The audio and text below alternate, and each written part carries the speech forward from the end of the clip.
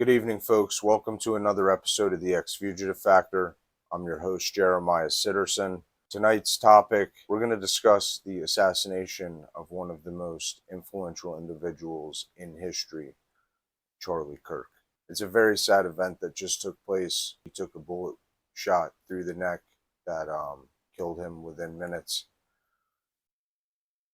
from a rifle from a shooter that was positioned on a roof while he was speaking at one of his events for the American Comeback Tour. The outdoor speech drew more than 3,000 people at Utah Valley University, described by Utah Governor Spence Cox as a political assassination. And that's a pretty accurate description of what took place here. Before we get too far into this episode, I would like to commence a moment of silence for Charlie Kirk, a true force to be reckoned with, a legend in his own right, and one of the most powerful figures in American history and possibly even world history. This man single-handedly gives me hope for the religion of Christianity. A moment of silence, please.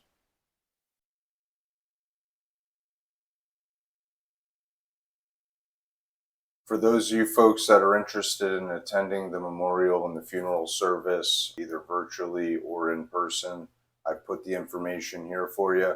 The memorial will be held on September 21st at the State Farm Stadium in Glendale, Arizona.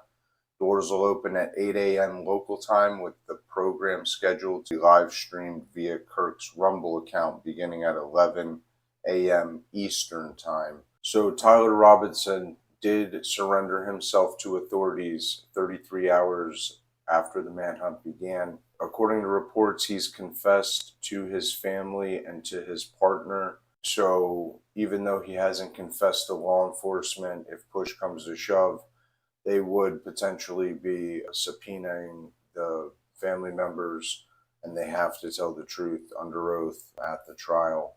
And they've already told law enforcement these things. It's not looking good for Tyler Robinson. He's most likely going to get executed. The question really is how and when. There are about 12 to 15 conspiracies out there surrounding this assassination.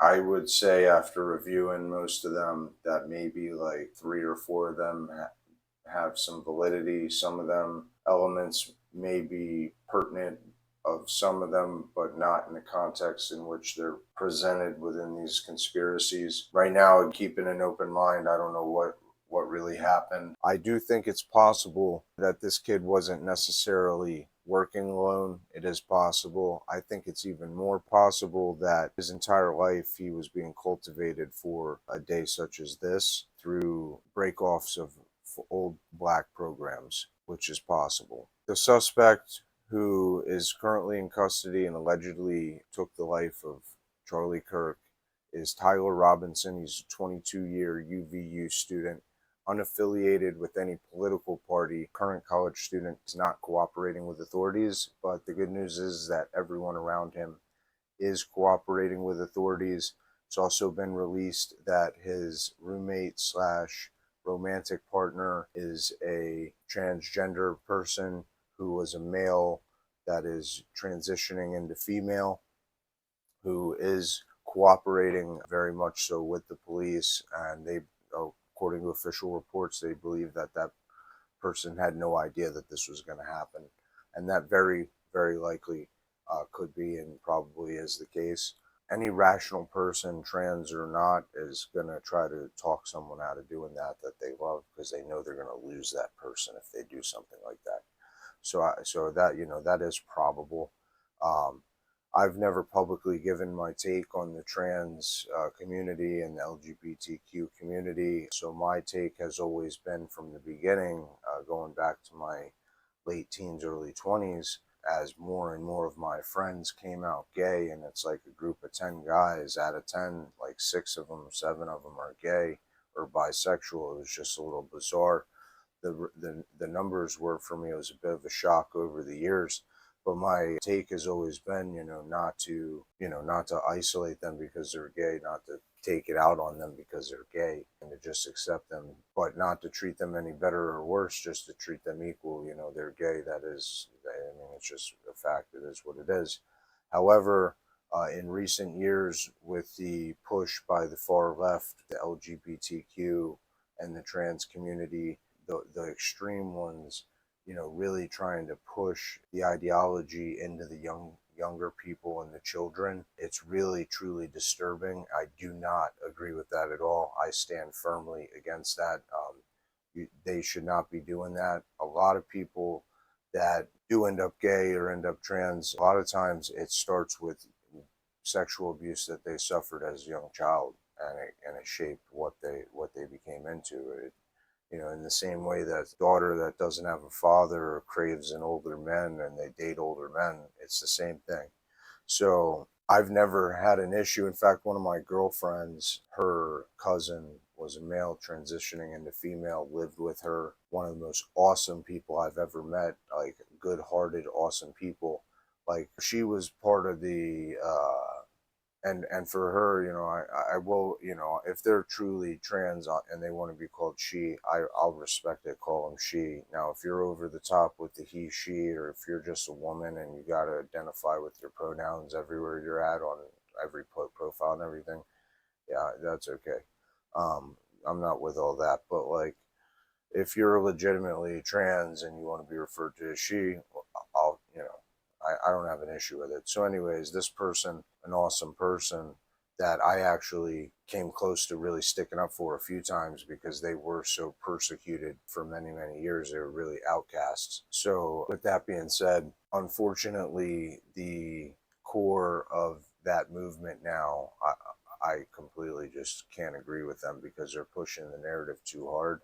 They're not allowing it to more so just naturally happen. And if that, I don't know if you're born gay or not. I can't confirm or deny whether or not someone is actually born gay or not. It's a question I've had for many years. A lot of people have told me that are gay that you are born gay, and I have to take their word for it until I get some type of real concrete evidence otherwise. But some people, it is more so manufactured from sexual abuse. And that's with women too. So women that suffer, I've seen this a few times, when they're abused by a male at a young age, they get older and then they become bisexual or they become lesbian. It's not really a good thing, because it's a byproduct of them being hurt by someone that shouldn't have been hurting them. So there needs to be sympathy that goes along with that.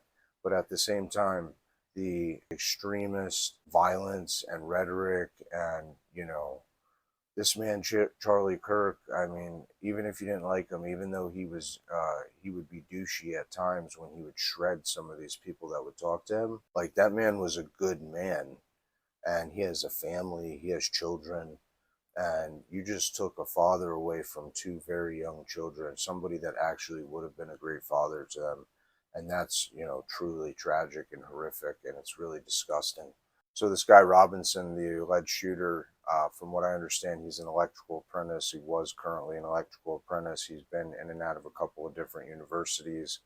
At some of those universities, he was heavily indoctrinated, which was one of Charlie Kirk's messages, that like he was taking that fight literally to the front lines, and he died on the front line of that fight, because the reality is that the education system is where they really start to take notice of whether or not you have potential in different organizations, or it's where they start to assess your risk score. Hijacking of the education system by the far left is not a conspiracy. It's very obvious, it's well known, it's well documented, and it's an issue, because college used to be an experience that, like, kind of like, was really just nostalgic, and it's turned more into just it destroys your entire life and your mindset, because you get indoctrinated to such a high degree, and that's not cool. And this is coming from somebody. I did attend university for 3 years, and at the university that I attended, I served as a student senator. And while I was a senator, a scandal broke out where the vice president of the university, he was allegedly, and I don't even remember if he got convicted or not. I believe he did, because I was pushed out shortly thereafter because of the story I'm about to get into right now. But yeah, this is coming from a guy that was on student senate at a university. The FBI was investigating this. There were funds that were scholarship funds that the vice president, not the student body president, but the vice president, a grown older man, was giving to students. He was giving them that money in exchange for sexual favors, and it was being investigated by the FBI. There was coverage on CNN about it, and I remember being in my dorm, and I get a knock at the door, and it's undercover police officers, and they rounded up all of the student government members and told us, you know, at like 9 o'clock at night, which was in like an hour and a half, 2 hours, like be at student chambers. And we all report at the late at night at the student chambers, which was highly unusual.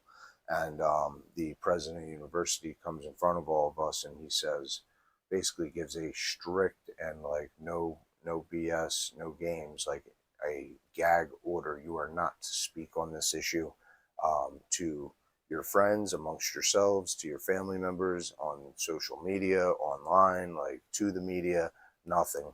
I had every intention of following the gag order. It's not that I didn't. I was like trying to disrespect it.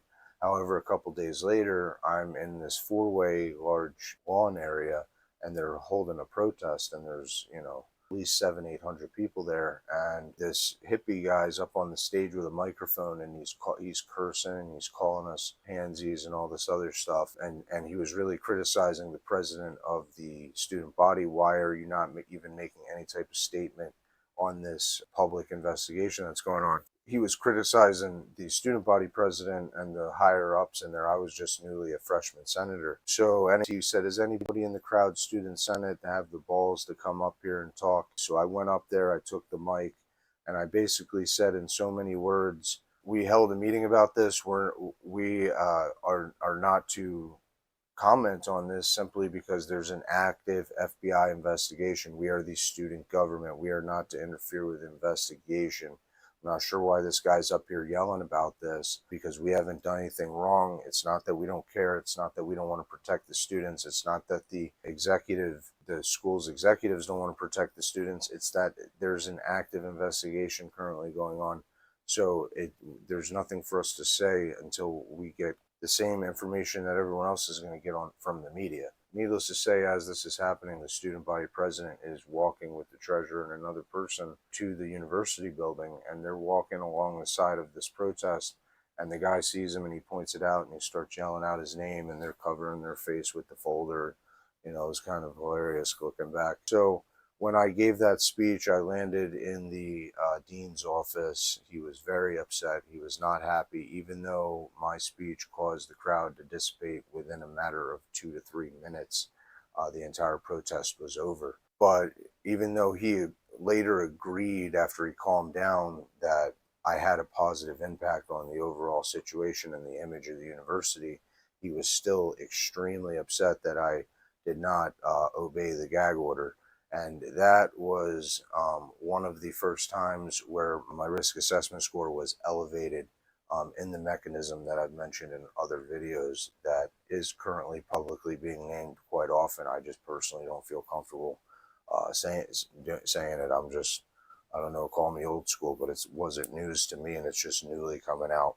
But I said all that to say this: Charlie Kirk was fighting on the front lines, and the universities is where all of these organizations that are controlled by the leftists, that's where they recruit, that's where federal agencies recruit out of, like a lot of, you know, intelligence agencies, they're recruiting out of colleges, they're recruiting out of Wall Street, they're recruiting out of the military, but they're assessing everyone's risk profile. Like if you pop up for the wrong reason, like that's a hit to your risk profile. Charlie was able to gain a foothold before they realized just how dangerous he really was, because he was able to operate and flourish, and he had a massive audience, and that's, you know, a dangerous thing. And really, the left made a massive mistake.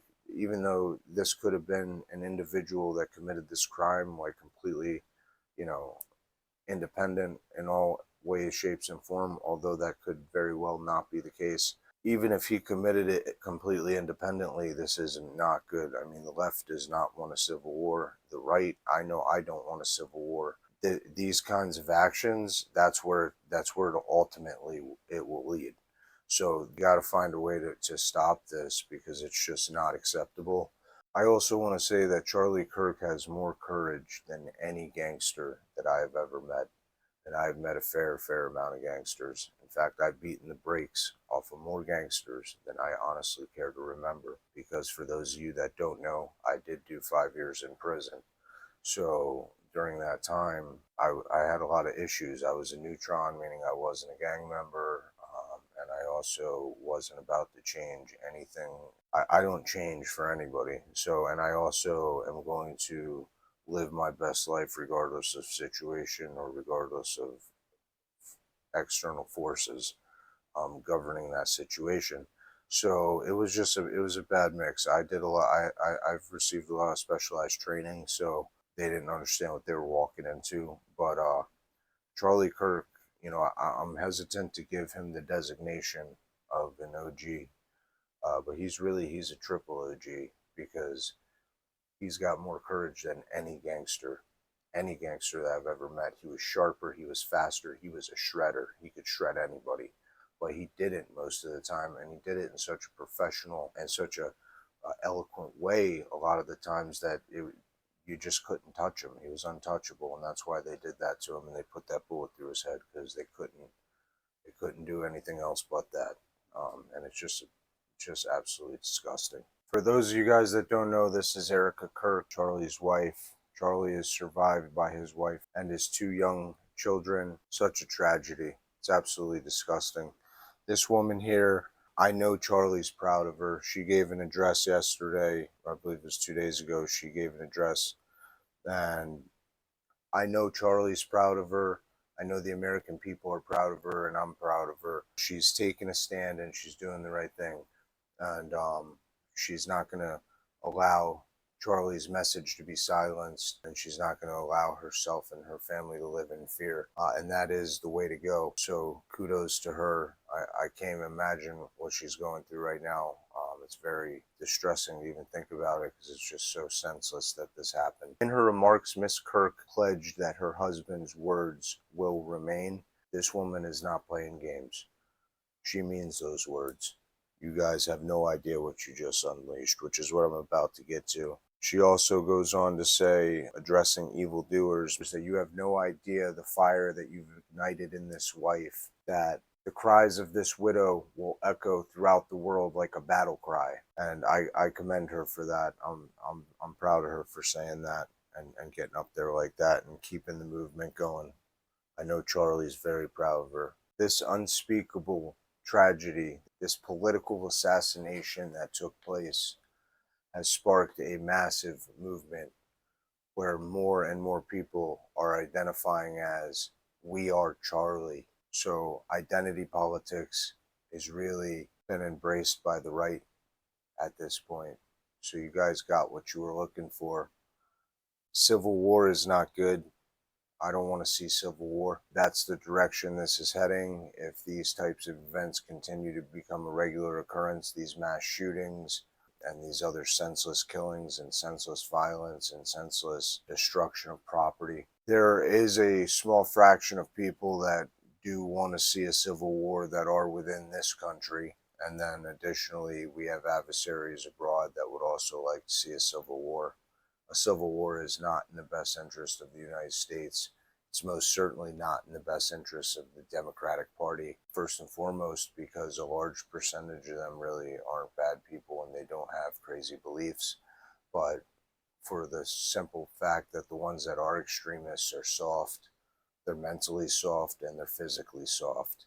And a coward does not win a war against warriors. Charlie Kirk was a warrior, a true legend. So far, the FBI, I believe it's Governor Cox in Utah, the local law enforcement in Utah, they're all doing an excellent job. Family of the accused should also be commended for turning him in when they realized it was him. That of course, is not something that's easy to do. His romantic partner slash roommate, I commend that person for also cooperating with authorities and not doing what the other family member did in the other recent mass shooting. There is a theory that I have that I'm not going to vocalize publicly, I'm I'm just gonna say this. I'm keeping my mind open to all possibilities. I'm gonna see what transpires, what evidence surfaces, what official reports say, and what action is taken by the federal and state government. But yeah, there's been a whole bunch of conspiracy theories around this whole situation, and some of them are appear at least to have some potential. And then my theory, actually, I haven't heard anywhere else, but I don't feel comfortable saying it. So, for multiple reasons, including legal reasons. But this guy above me, Tyler Robinson, it does appear by all accounts that he will be found guilty. Right now, he is innocent until proven guilty. He is not cooperating with police. He has also not officially confessed to the crime. But if he is found guilty, he needs to be eliminated, and swiftly. See, the issue with the courts is that the courts could be more efficient, and the courts could be, they could have additional safeguards in place, like things like polygraph tests and different forms of evaluations, etc. And there's also technology that exists that I've referenced in some of my other videos where they can know beyond a shadow of a doubt whether or not someone's guilty. If someone's truly guilty of certain crimes, like something like this, a premeditated murder, terrorist attack, criminal organization that is taking lives and terrorizing our country. If they're a terrorist, then we've been down that road. What I believe on that. But yeah, with regards to this guy, I think the appropriate thing would be a bullet. If he even makes it that far, he's going to have a lot of issues while incarcerated. I'm not even going to go there with it. I discussed it, and there could be other factors involved in this guy's entire everything. There could have been elements involved with this guy for decades. And that's all I'm going to say about that. Christian author Frank Turek, this gentleman right here, was a mentor and describes himself as a second father to Charlie Kirk. He was there when the shooting happened. He was involved with transporting Charlie to the hospital. He was in the vehicle. He mentions that the door was open because Charlie was so tall they couldn't even close the door. The door was open for like 3 miles or something like that. You know, they attempted CPR. They tried to hold the wound to keep the blood in. He most likely, I've seen the footage. I'm not a medical professional, but he was probably gone within seconds, definitely within a minute with that much blood being gushing out. They do mention that he had a pulse at the hospital, which is interesting that at some point they did get a pulse, but they said that's because he was young and healthy. I'm not sure. But he gives his account. I believe it's on Fox News, so you can check that out, where he tells the story of transporting Charlie. The U.S. Senate makes a declaration that October 14th is the National Day of Remembrance of Charlie Kirk. So that's just that's very great news. I'm very happy to hear that. It's definitely warranted in this case, and they moved really fast on that, so that's pretty awesome. In other news, Trump even says on this story on Fox News he believes Charlie would have been president one day. Additionally, yesterday it broke that some maniac was vandalizing the Charlie Kirk Memorial in Phoenix, Arizona, and Trump publicly criticizes him, calling him a maniac. The U.S. Senate has passed a resolution for Charlie Kirk National Day of Remembrance. It's on October 14, 2025, which is the birthday of the conservative commentator Charlie Kirk. So, very appropriate day. That's excellent news to hear that they're doing that. Very happy about that. And they moved really fast on that. So, that's excellent news. We would be here all day if I were to go through the list of people who have been fired or who are being investigated or otherwise in relation to their reaction to the Charlie Kirk death and their celebratory and violent reactions in support of the execution of Charlie Kirk. Lawmakers are calling it domestic terrorism at this point, and there's been a lot of blowback even among politicians. I'm not going to get into that. This video is more so about Charlie, but yeah, that we'll be here all day going through that list. This is Judge Tony Graff. He's the judge presiding over the Tyler Robinson case.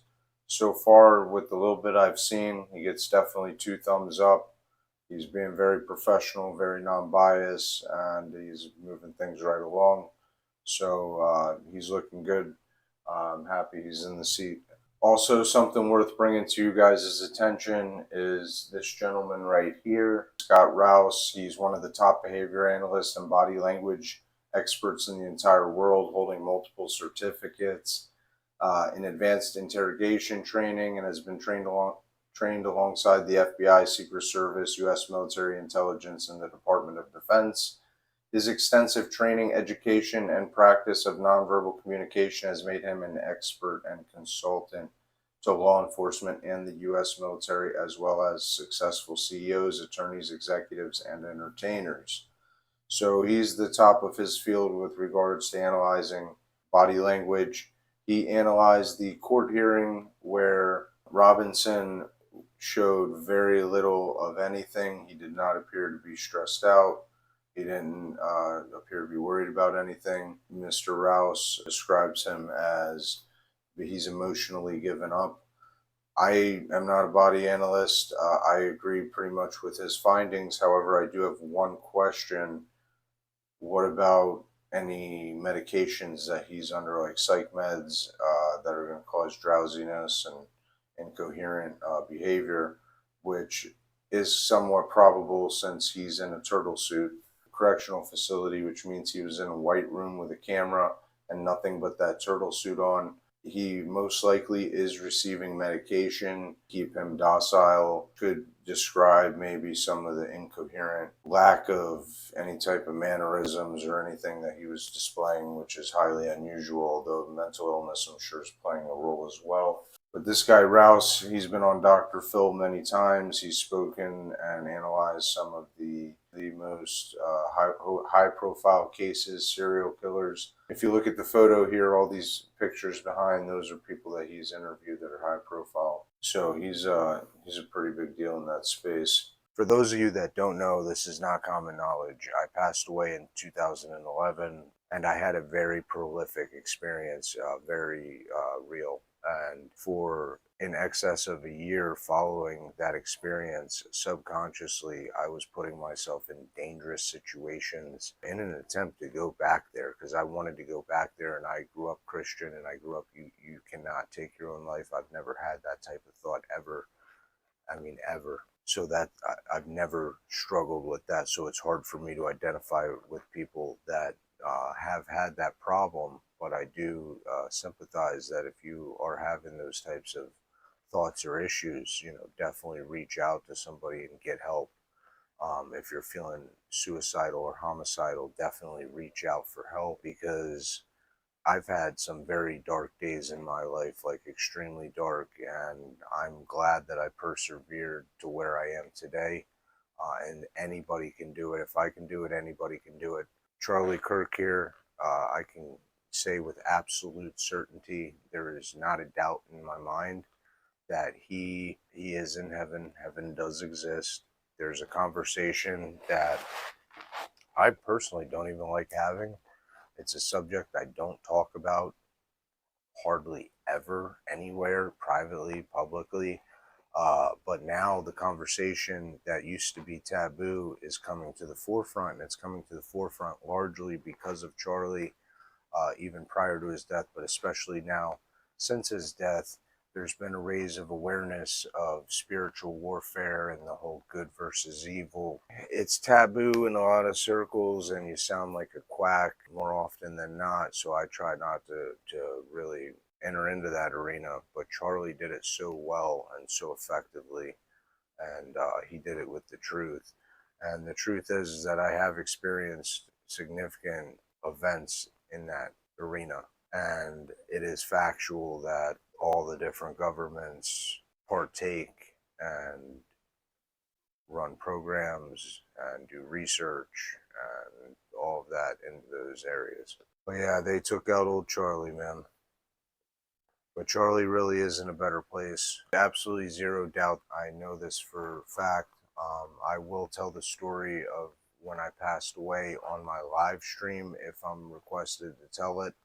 I will also tell the story on my live stream, some of the stories that have to do with the spiritual warfare if I'm requested by you guys to tell you guys those stories.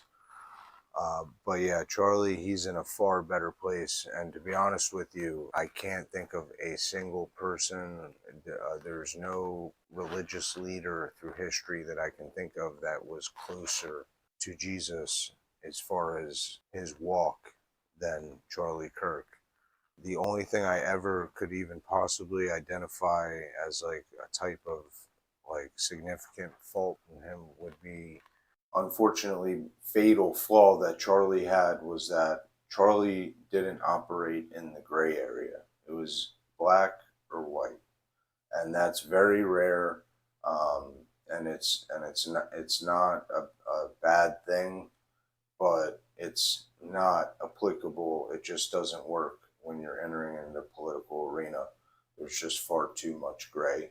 Charlie probably wouldn't have agreed with me when he was here on Earth that people that are painted in gray go to heaven, but they do. And now I'm sure he would agree with me. And unfortunately, just like far leftists receive indoctrination, so do far right and everybody in between. Everybody gets indoctrinated to a certain degree. And Charlie's indoctrination was very pure to the far right of Christianity, first and foremost, and then America first. He was a true patriot. And when it's black and white like that, it's very difficult for you to operate in certain arenas, and politics certainly is one of those, and the most pertinent of those arenas. It's not all black and white. There's a bunch of conspiracy theories, right? And one of the most prominent addresses Israel. Something that I believe Charlie didn't. I know he understood it because he had an understanding of biblical text, like a very intimate understanding of biblical text. But I don't think that it really clicked where Israel has been persecuted since the beginning of time. We're talking 4,000 plus years. The Israeli people have been persecuted heavily by a various number of countries and peoples over millennia. So everything is not black and white. To understand why certain people are the way they are, Israel doesn't have the luxury to be soft. They just can't. They don't have that luxury. It takes a gangster to fight a gangster. It takes a warrior to fight a warrior. It takes a shark to fight a shark. So the leaders in these spaces, they can't be black and white. It's just not realistic. It's not reality. And unfortunately, we know other people that were brought up super indoctrinated on the good side. And when reality comes knocking, and reality always comes knocking, when reality comes knocking, it's hard for them to cross over into the gray. It's difficult for them to dwell in the gray because they've been so hardly indoctrinated. Just like if you're super indoctrinated in the dark, it's hard for you to come dwell in the light. when you're a shredder and you use the truth, you are not a liked person. That is an absolute fact, and it's a burden that very few carry, but the ones that carry it, they understand it. And for the people out there that are happy that Charlie Kirk is dead and that we're celebrating and laughing and in good spirits over this man's execution, you're not a good person. You're a sheep that has been heavily programmed. It is absolutely horrific that Erica Kirk, this man's wife, has to tell I believe the 3-year-old daughter that Daddy loves you very much. He's on a work trip with Jesus. It's so devastating and it's just so wrong. The impact of this man's death is going to be felt for multiple generations at a minimum. I think it'll breach the multiple centuries category as far as him being remembered, because this was a very, very big mistake. Even if Robinson was acting completely independent and this wasn't some type of political hit from an established group or groups, if I was those established groups or groups, I would be mad at Robinson because of what he just unleashed. I would be furious with him because he just made a very, very big mistake. And unfortunately, by him executing Charlie Kirk like this, that was a mistake that is not gonna just go away. And I surely don't want to see a civil war. I know the left don't want to see a civil war, and Charlie's message has already been amplified to such a great extent in 4 days that, I mean, it's just unbelievable, and it's just incredible, and it is a positive element of his death. So guys, tonight, keep the Kirk family in your prayers. Show them love and support. Show Turning Point USA love and support, because they're going to keep fighting as they should. As always, guys, thank you for watching. Please don't forget to like and subscribe, follow. That way you're catching all the latest, and you can also catch me live on TikTok and eventually on some of the other platforms. When I go live, I do story time with White House Down, so you have the opportunity to ask me questions and to ask me specific stories or specific questions, and I can elaborate on those things there. So be sure to join me live and follow all of my content. I'm going to keep it real with you. Enjoy the rest of your evening.